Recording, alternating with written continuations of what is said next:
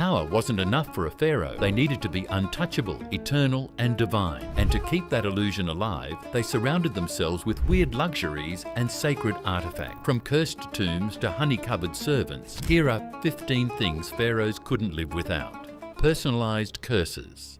A pharaoh's power didn't end with death. It had to continue into eternity. That's why they took extreme measures to protect their tombs, treasures and legacies. Among the most feared defences, personalised curses, inscriptions designed to strike down tomb robbers, traitors, and even future rulers who dared to disturb a pharaoh's final resting place. The most infamous curses were found in the tomb of Tutankhamun. When Howard Carter discovered the young pharaoh's burial site in 1922, rumours spread about a mystical warning inscribed inside. Death shall come on swift wings to those who disturb the tomb of the pharaoh. Shortly after the tomb was opened, several people associated with the discovery, including Lord Carnarvon, Carter's financial backer, mysteriously died. This fueled the legend of the pharaoh's curse. Even though many dismiss it as superstition, pharaohs didn't just curse their tombs, they cursed their enemies in life too. Ramesses III left behind records of a brutal, magical curse against the leaders of the Sea Peoples, Egypt's foreign invaders. He ordered a priestly ritual where the names of his enemies were written on clay figurines, then smashed to pieces, a symbolic act meant to erase their souls from existence. The belief in curses was so strong that pharaohs even placed magical amulets on their jewellery and weapons. Thutmose III carried a dagger inscribed with protective spells, while Cleopatra VII is said to have worn a ring engraved with a venomous curse to protect her from assassins. Even after Egypt fell to foreign rulers, the fear of curses remained. When Napoleon's soldiers invaded Egypt in 1798, they were terrified of opening tombs, believing they would be struck down by ancient magic. Some looters refused to steal artifacts, fearing the wrath of the pharaohs would follow them home. Fan bearers and honey-coated servants. Pharaohs never lifted a finger and they never broke a sweat. Maintaining an image of divine perfection meant staying cool, comfortable, and untouched by common inconveniences. That's where fan bearers and honey-coated servants came in, an elite class of attendants responsible for ensuring that the pharaoh remained in a constant state of luxurious ease. Fan bearers weren't just servants. They were high-ranking officials, often depicted walking directly beside the pharaoh. Some held the title fan bearer on the right of the king, an honour reserved for trusted advisors, generals, and even royal family members. Thutmose III appointed his most loyal military commander to this position, proving that fan bearers weren't just cooling accessories, they were part of the inner circle of power. The fans themselves were massive, gilded constructions, often decorated with ostrich feathers and gold embellishments. Some fans were so large that they required multiple attendants just to keep them moving. But staying cool wasn't the only concern. Pharaohs also needed protection from flies and insects, a constant nuisance in ancient Egypt. That's where honey-coated servants came in. Described in multiple texts, these unlucky attendants were smeared with honey and positioned near the pharaoh, acting as human fly traps. The insects were drawn to the honey, leaving the ruler completely undisturbed. While this practice may sound extreme, it was seen as a necessary sacrifice for royal comfort. The Persian historian Herodotus, writing in the 5th century BCE, described how even foreign kings adopted this Egyptian custom, using specially selected servants to attract flies away from their presence. Some believe that Ramesses II, known for his extravagant lifestyle, used both fan bearers and honey-coated servants in his royal court and palace garden, ensuring that even during feasts, no insect dared to disturb his presence. Beyond their practical use, fans and honey-coated servants symbolized the untouchable status of the pharaoh. Unlike ordinary Egyptians who endured the hardships of daily life, the pharaoh existed in a carefully controlled world of comfort. Every aspect of his existence was orchestrated to reflect his divine perfection. And even something as simple as the breeze of a fan reinforced his position as a living god. Dream interpreters. Pharaohs ruled over Egypt, But when they slept, they believed the gods ruled over them. Dreams weren't just visions of the subconscious, they were divine messages, warnings, or even prophecies about the future. That's why every pharaoh had skilled dream interpreters, men trained in the sacred art of decoding dreams. These weren't ordinary advisors, they were high-ranking priests, scribes, or even magicians, able to translate the language of the gods. Dream interpretation was taken so seriously that pharaohs often recorded their visions. One of the most famous examples comes from Thutmose IV. While still a prince, Thutmose allegedly fell asleep near the Great Sphinx. In his dream, the Sphinx spoke to him, promising he would become pharaoh if he cleared the sand covering its body. When he woke, he ordered the Sphinx to be excavated and later became king. He even carved the entire event into stone, now known as the Dream Stele, which still stands between the Sphinx's paws today. Dream books, like the Book of Dreams from the New Kingdom, contained pre-written interpretations to guide pharaohs. If a king dreamed of drinking wine, it was a sign of good fortune. Seeing a crocodile in a dream meant a hidden enemy was plotting against them. Some dreams even dictated political decisions, leading pharaohs to change laws, cancel wars, or punish nobles. No pharaoh relied more on dreams than Ramesses II. He consulted his dream interpreters before battles, believing the gods would show him the outcome. Before the famous Battle of Kadesh, he reportedly dreamed of victory, which gave him the confidence to charge into battle, despite being outnumbered. But dreams weren't always good.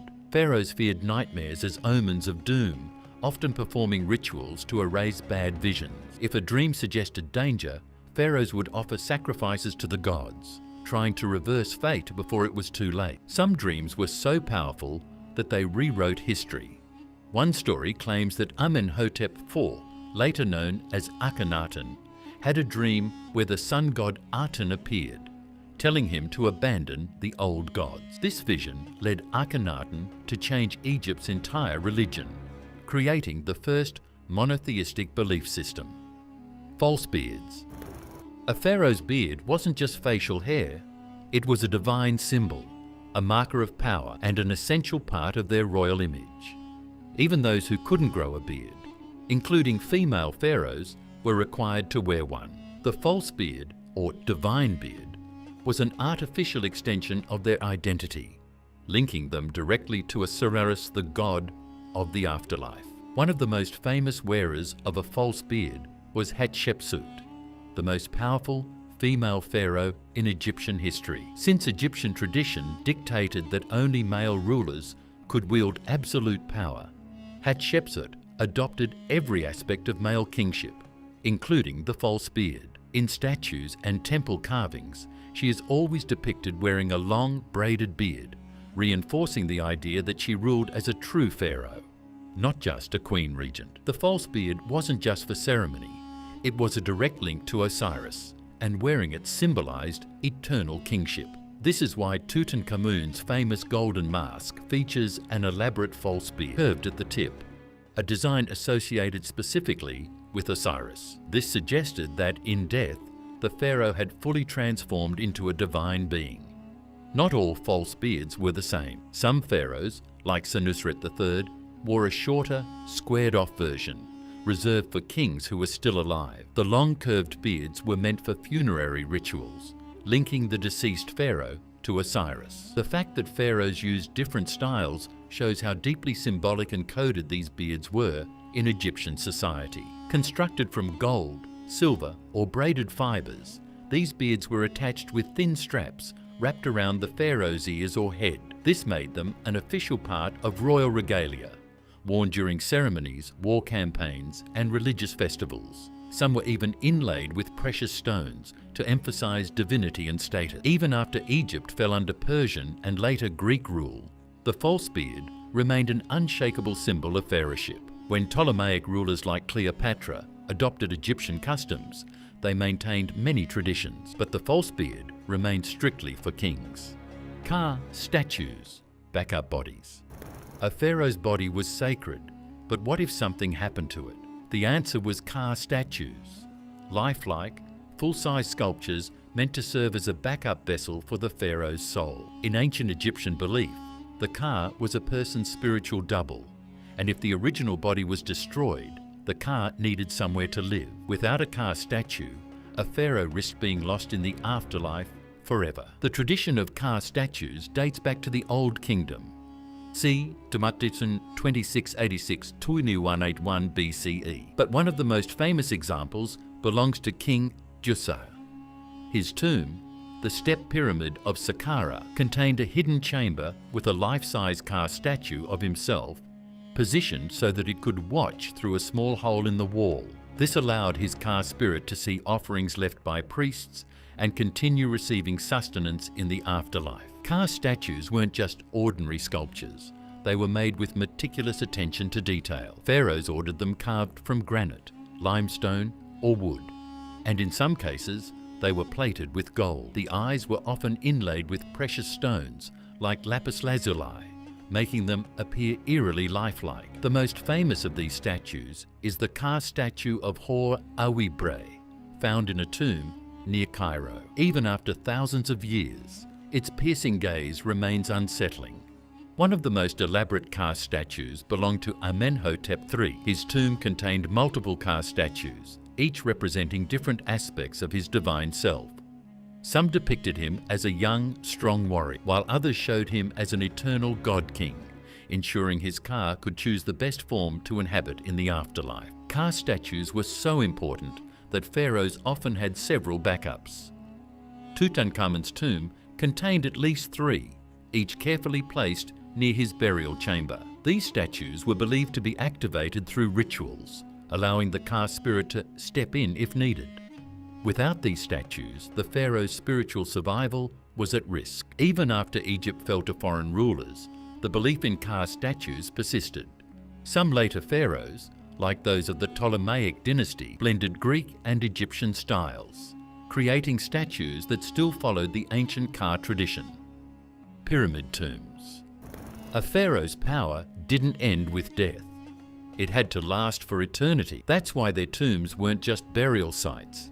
They were gateways to immortality, designed to protect their bodies and wealth forever. For the most powerful pharaohs, nothing less than a pyramid could serve as their final resting place. These monumental structures weren't just about size. They were built with astronomical precision, aligned with the sun and stars to reflect the pharaoh's divine journey to the afterlife. The first pharaoh to build a pyramid was Djoser. Before him, Egyptian kings were buried in mastabas, flat rectangular tombs. But Djoser's chief architect, Imhotep, revolutionized funerary architecture by stacking mastabas on top of each other, creating the step pyramid of Saqqara, the first stone monument of its kind. This structure, rising over 200 feet, wasn't just an engineering marvel. It was a statement that pharaohs were no longer just rulers. They were gods on earth. A century later, Sneferu took pyramid construction to the next level. He built 3 pyramids, refining the design that would later lead to the most famous pyramid of all, the Great Pyramid of Giza. His son, Khufu, was the pharaoh responsible for this masterpiece, the tallest structure in the world for nearly 4,000 years. Built with over 2.3 million limestone blocks, some weighing up to 80 tons, it remains one of history's greatest architectural achievements. But pyramids weren't just massive tombs, they were highly protected fortresses. Inside, false chambers and hidden passageways were designed to confuse grave robbers, and pharaohs were buried with elaborate treasures, gold, jewelry, statues, and even full-size boats for their journey to the afterlife. By the time of the New Kingdom, pyramid building had stopped, as pharaohs feared tomb raiders. Instead, rulers like Ramesses II and Tutankhamun were buried in rock-cut tombs in the Valley of the Kings, an underground necropolis meant to keep their riches safe. Despite their efforts, tomb robbers eventually looted most of these sites, except for one. When Howard Carter discovered Tutankhamun's tomb in 1922, it was almost completely intact, proving that even the smallest pharaohs received grand burial rites. Boats for the afterlife. Pharaohs ruled Egypt in life, but they expected to rule just as powerfully in death. To ensure a smooth passage to the afterlife, they were buried with full-sized boats, ready to sail across the celestial Nile. These weren't just symbolic artifacts, they were real, functional vessels, often disassembled and carefully placed in tombs, ensuring the pharaoh had everything needed for the final journey to eternity. One of the most astonishing examples of this tradition is the Khufu ship, discovered in 1954 near the Great Pyramid of Giza. Khufu, the builder of Egypt's largest pyramid, had an enormous 143-foot-long wooden ship buried in a specially built pit beside his tomb. Made from Lebanese cedar, the ship was so well preserved that it was eventually reassembled and displayed as one of the greatest archaeological finds of the 20th century. Experts believe this ship wasn't just for ceremonial use, it could actually sail, proving that pharaohs were prepared for a literal journey through the underworld. Boats weren't just meant for personal use. Amenhotep II, a warrior pharaoh of the 18th dynasty, was buried with several boats, including one meant to carry the gods themselves. Temples across Egypt also had solar boats, meant to transport pharaohs through the divine realm of Ra, the sun god. Since Ra was believed to sail across the sky each day and through the underworld at night, pharaohs needed a boat to join him in the afterlife.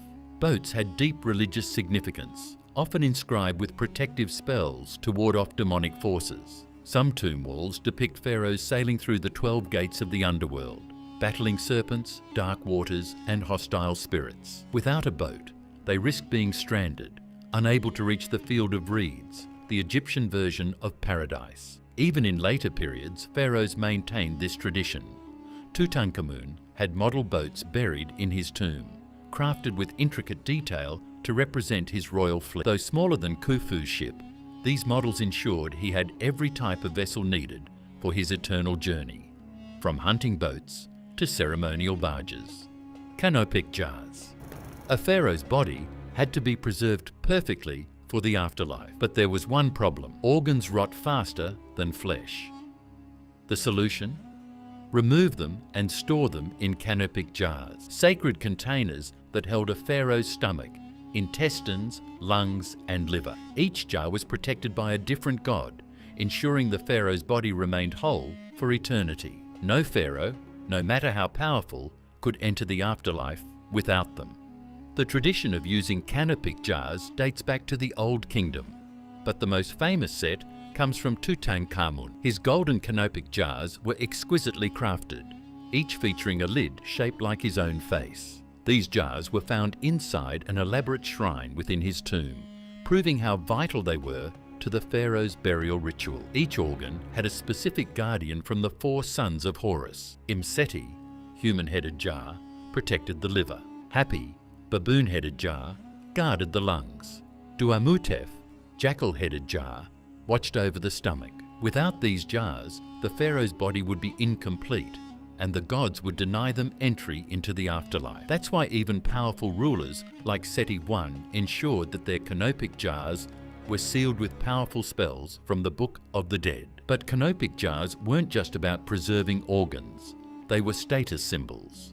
While common Egyptians had simpler versions, pharaohs' jars were often made of alabaster, gold, or even decorated with precious stones. So Ramesses II, one of Egypt's most powerful rulers, had his jars placed in a solid gold shrine, ensuring they would never be disturbed. Even after Egypt's decline, canopic jars remained deeply sacred. When Cleopatra Tsievan planned her burial, she insisted on having the proper funerary rites, including canopic jars, proving that the ancient traditions of pharaohs never truly died. A pharaoh's crown wasn't just an ornament, it was a declaration of divine power. At the front of this sacred headdress sat the uraeus, a rearing golden cobra poised to strike. More than a mere symbol, it represented absolute authority, a direct connection to the gods, and the ability to destroy enemies with a single glance. The Egyptians believed the uraeus wasn't just decorative, it was alive, infused with the spirit of Wadjet, the goddess of protection. To challenge a pharaoh was to risk being burned by its fiery breath. One of the earliest pharaohs to use the uraeus was Djet of the First Dynasty. His tomb contains one of the oldest depictions of the uraeus, proving that even in the earliest days of Egyptian civilization, The sacred serpent was a mark of supreme rule. Over 1,000 years later, Amenemhat III took it a step further. His statues show him wearing a double uraeus, a sign that he had dominion over both Upper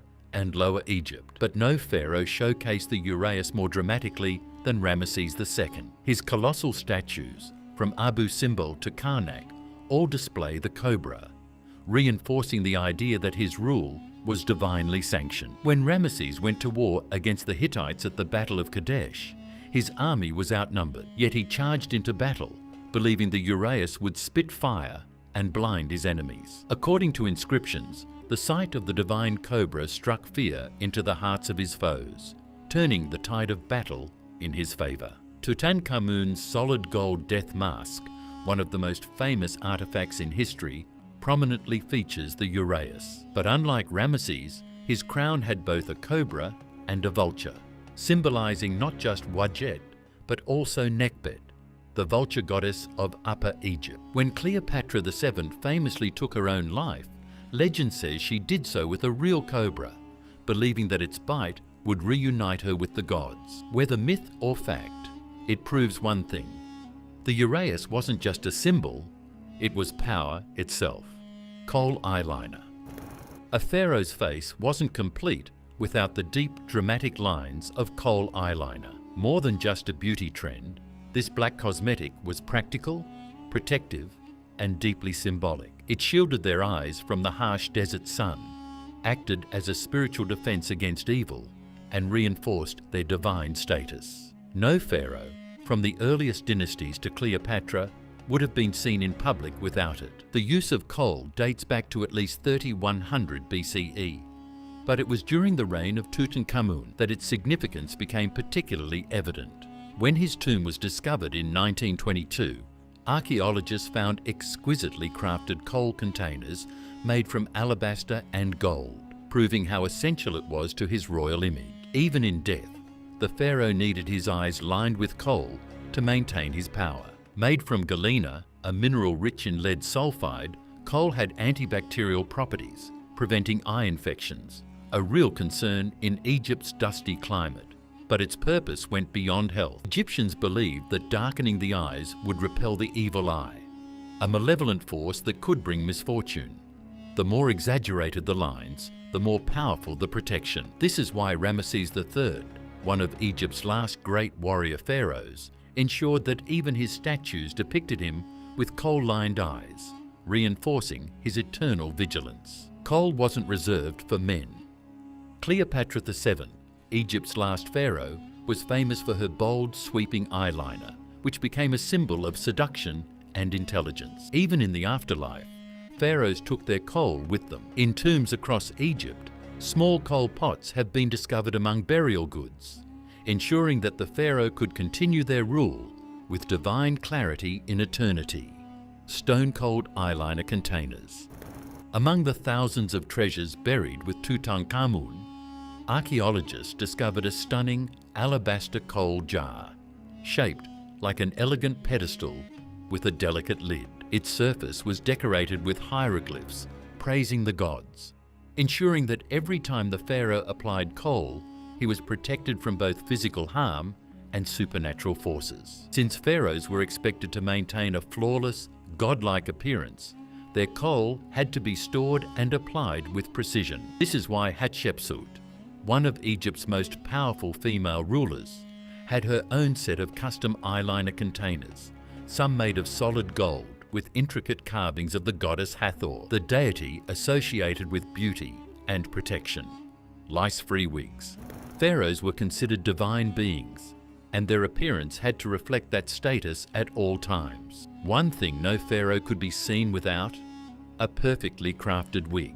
Unlike common Egyptians, who often shaved their heads for hygiene, pharaohs wore elaborate wigs made from human hair, sheep wool, or plant fibers. The tradition of wearing wigs dates back to the Old Kingdom, but it became a defining feature of royal life during the New Kingdom. Amenhotep III, known for his love of luxury, owned a vast collection of wigs, each designed for different occasions. Some were braided and inlaid with gold, while others were perfumed with rare oils from Nubia to keep the pharaoh smelling divine. Wigs weren't just about appearance, they were also a symbol of order and cleanliness. Egyptian society viewed natural hair as unclean, and pharaohs were expected to maintain an immaculate, godlike image. Even Hatshepsut, Egypt's most powerful female ruler, wore a distinctive royal wig when appearing in public. Her official statues depict her with both a wig and a ceremonial false beard,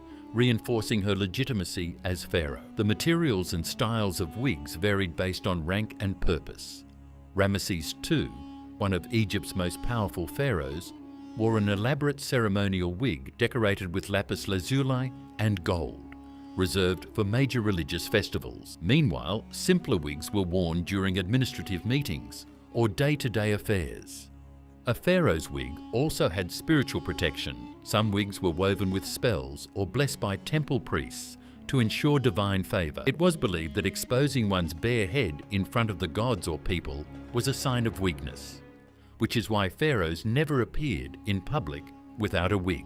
When Tutankhamun's tomb was discovered in 1922, archaeologists found several wigs buried alongside him, proving that even in the afterlife, a pharaoh had to maintain their divine image. These wigs were preserved with fine oils and wrapped in protective linens, ensuring that the young ruler's appearance remained perfect for eternity.